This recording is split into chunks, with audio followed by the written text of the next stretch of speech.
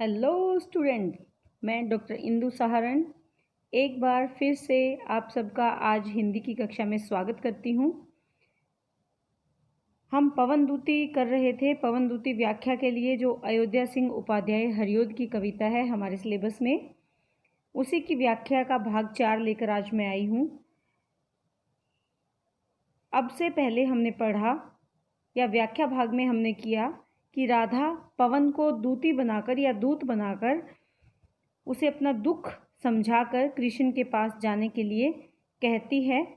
और जब पवन दूत बनकर कृष्ण के पास जाने को तैयार हो जाती है तो राधा उसको बताती है कि रास्ते में तुम्हें क्या क्या मिलेगा और उनके साथ तुम्हें कैसा व्यवहार करना है, अर्थात कैसी परिस्थितियाँ आएंगी और उन परिस्थितियों में तुम्हारा क्या कार्य है, ये राधा पवन को बताती है। इसी में हम आज आगे करेंगे। राधा पवन से कहती है, जाते जाते अगर पथ में कलांत कोई दिखावे। जाते जाते अर्थात रास्ते में जाते जाते, पथ यानी रास्ता, रास्ते में जाते जाते अगर तुम्हें कोई दिखावे, दिखावे यानी दिखे, क्या दिखे? क्लांत, क्लांत का मतलब होता है दुखी। अगर रास्ते में जब तुम जाओगी, पथ पर रास्ते में जब तुम जाओगी जाते जाते अगर कोई दुखी व्यक्ति तुम्हें दिखे तो तुम जाके निकट, तो तुम्हें क्या करना है? जाके जाना है किसके निकट? किसके निकट? रास्ते में जाने वाले दुखी व्यक्ति के पास तुम्हें जाना है और क्या करना है? उसकी यानी उस दुखी व्यक्ति की क्लांतियों को मिटाना है। क्लांतियाँ यानी जो दुख उसके जीवन में आ गए हैं उनको तुम्हें समाप्त करना है, मिटाना है। और कैसे? धीरे धीरे परस करके। कैसे तुम उसके दुखों को मिटाओगी? धीरे धीरे, परस यानी स्पर्श करके। तुम अपनी शीतलता से उसे धीरे धीरे जैसे स्पर्श करोगी तो क्या होगा? गात, गात होता है शरीर या देह का उत्ताप होता है दुख खोना। कि तुम जैसे जैसे उसको स्पर्श करोगी, तुम्हारी शीतलता उसके शरीर को स्पर्श करेगी, गात यानी शरीर को स्पर्श करेगी, तो क्या होगा? उसका दुख समाप्त हो जाएगा और तुम्हें उसके दुख को खोना है। सदगंधों से श्रमित जन को हर्षितों सा बनाना। और राधा पवन से कहती है कि हे पवन, सदगंधों, सदगंध तुम्हारे अंदर जो समाहित अच्छी खुशबू है उससे श्रमित जन, जन यानी व्यक्ति या लोग, श्रमित जो थके हुए हैं उनको हर्षितों सा बनाना। हर्षितों यानी खुशियाँ देना, उत्साहित बनाना। कैसे? उनके श्रम को, उनकी थकावट को दूर करके तुम जब उन्हें स्पर्श करोगी, पर्श करोगी, स्पर्श करोगी उनके देह को, उनके शरीर को, तो ऐसे तुम उनकी थकावट को दूर करना और उन्हें उत्साहित बनाना या हर्षित बनाना या उन्हें खुश करना।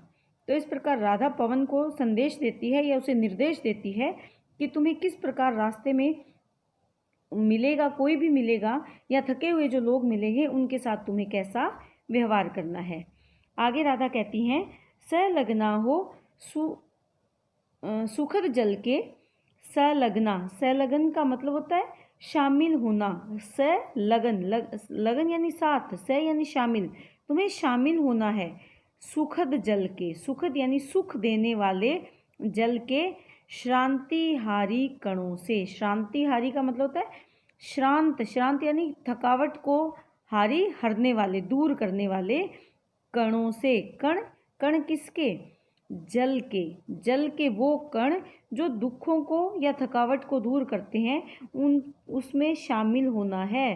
अर्थात तुम्हें अपनी अंदर सुखद जो कालिंदी है या यमुना है उसके दुखों को दूर करने वाले शीतल कणों को अपने में शामिल करना है।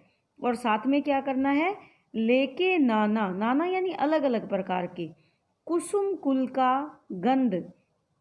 कुसुम कुल फूलों का जो परिवार है, यानी अलग अलग किस्म के जो फूल होंगे उसकी गंध तुम्हें लेनी है। और वो गंध कैसी होगी?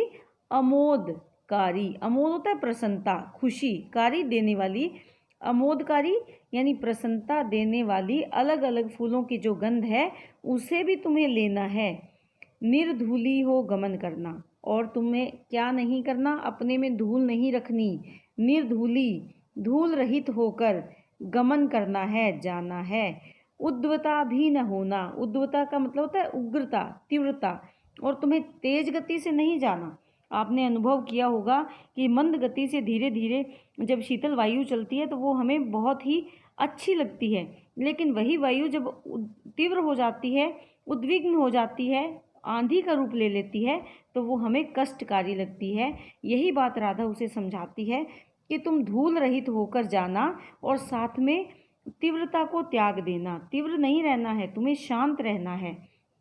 आते जाते पथिक जिससे, और अगर तुम अपने अंदर शीतल कणों को समाहित करोगी, अपने अंदर अच्छी खुशबू को समाहित करोगी और बहुत ही धीरे धूल रहित होकर धीरे धीरे जब तुम जाओगी, तो इससे क्या होगा, आते जाते पथिक, पथिक यानी राही, पथ पर चलने वाले, पथ में शांति पावें, अपने रास्ते में वो शांति का अनुभव करें। तो तुम्हें कैसे होकर जाना है, बिल्कुल शीतल होकर जाना है, खुशबू युक्त होकर जाना है, शांत मन से जाना है, धूल रहित होकर जाना है, और जिससे क्या होगा, पथ में आने जाने वाले लोग शीतलता का अनुभव करेंगे, शांति को प्राप्त करेंगे।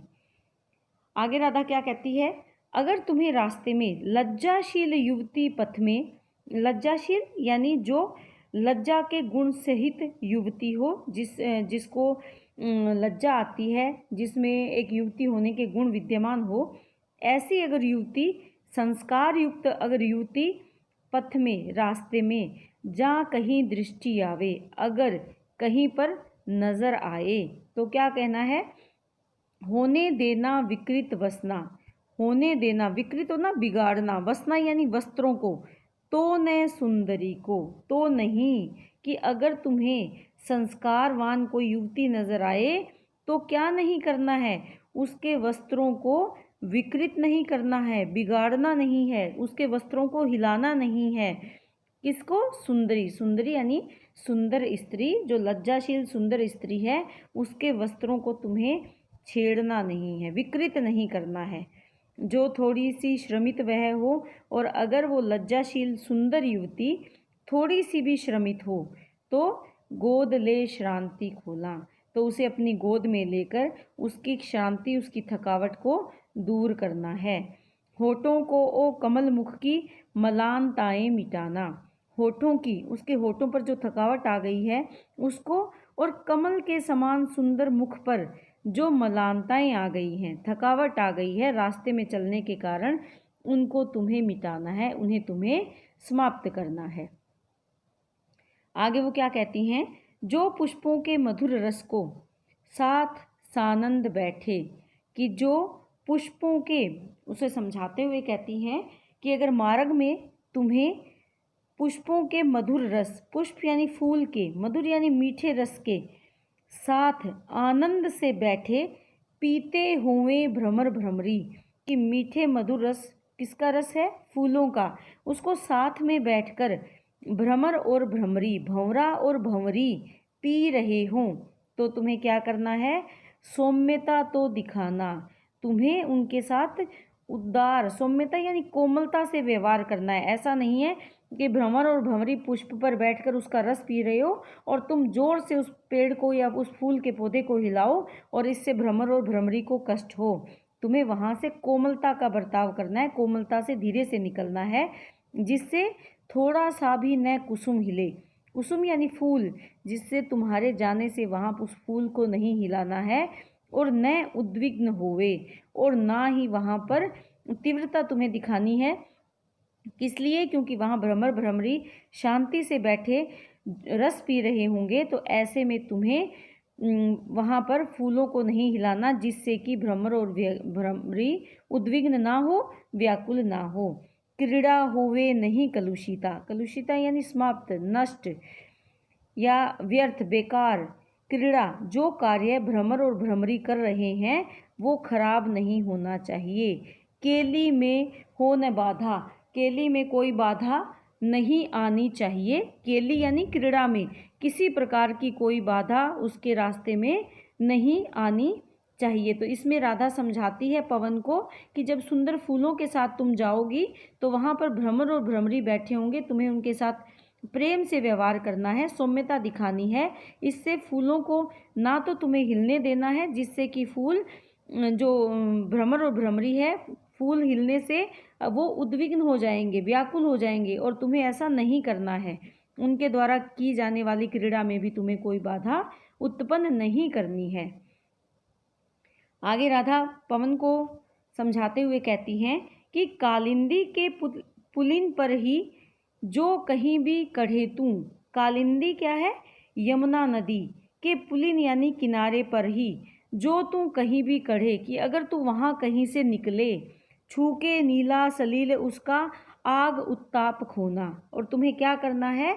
छू के उस कालिंदी यमुना के शीतल जल को, नीला सलील नीले शीतल जल को, सलील यानी जल, नीले रंग का साफ सुंदर स्वच्छ जल, उसको अपने अंदर जो आग और उत्ताप है, यानी तुम जब अगर उद्विग्न हो गई हो, क्रोधित हो गई हो, या तुम्हारे अंदर कोई भी तपन आ गई है, आग आग यानी जलने का प्रतीक, तीव्रता का प्रतीक, तो तुम इसमें अपने ताप को खोना, समाप्त करना।